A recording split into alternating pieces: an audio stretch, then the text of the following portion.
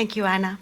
Ladies and gentlemen, I would like to first start by thanking the city of Oulu for hosting us, the Global Forum for giving me the opportunity to speak and participate to this fascinating discussion on digital strategies vision. As far as Qualcomm is concerned, any strategy for economic growth and development these days must be a digital strategy. And any digital strategy must largely be built on the wireless communication, digitally connecting people wherever they are. Billions of people and things will soon all be connected. This has an immense potential to be an engine of value creation and future growth. This is what we call at Qualcomm the era of the Internet of Everything. I know you know the Internet of Things, so we call it the Internet of Everything. And that will change the Internet as the way we know it today. So many industries have already been significantly transformed. We've seen that over the past few years.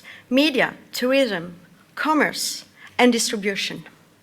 And we have witnessed how companies and systems that are market leaders can become obsolete if they don't innovate and adapt to the business environment created by these new technologies. But the bigger story is how companies, large and small, can thrive if they adopt the tools the Prime Minister mentioned that we have now, especially wireless technology.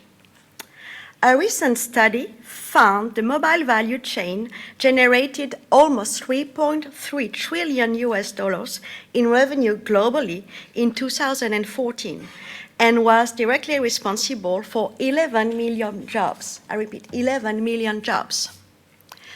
These numbers may just be the start, and I hope they must be the start. In the coming 5G wireless era that you heard already today, and you will hear more probably in the next hours. So in this era, in which homes and cars and offices and so much more is connected, the opportunities will be even greater. But, and there is a but, here is what the vision comes in. Government will need to pursue a consistent digital strategy to achieve this potential. So first, we need investment in technology. The first and most important part of this strategy should be the incentivization for companies to invest in the technology development in this next era. Both the capabilities of 5G and the technologies that will define it are still on their way from the drawing board to our lives. Government must maintain the strong protection for IP protection, IP is the intellectual property, that has been the biggest incentive for companies, large and small, and their investors, to take on the risky research and development that produces new technologies. And government must then maintain support for the process of industry standards that produced all the magic, yes, I mean the magic, of the 3G and 4G eras that we now take for granted. If standard sounds like a dry and uninterested subject for some people, they're not, I can tell you. We enjoy all these technologies now because all our smartphone and other devices connected by network around the world so seamlessly work together. And we tend to forget that. This interoperability, rooted entirely in the standard process, will be even more important with 5G. The alternative, creating proprietary solutions or silos in which one company can control content and digital distribution, and which devices work or don't work, would lock out many industries and players. And this would potentially frustrate growth. Second, we need strong infrastructure. In recent years, we have unfortunately seen wireless network investment stay flat as revenues decreased. Europe's mobile revenues were similar to those in the US back in 2008. Today, there is unfortunately a 90 billion euro gap, 90. We urgently need, sorry, I said 90 billion, not million, 90 billion. We urgently need a regulatory environment that recognizes that for companies to invest in the network and bandwidth businesses, as well as consumer need, they in turn will require fair economic return. So we need a regulatory framework that helps create and fuel the digital infrastructure of the future. Third, we need to create an inclusive data economy. We and our devices will be generating a wealth of information about ourselves and our environment, and if I may, and maybe our fridge. That's a joke we had before, but this is something to keep in mind.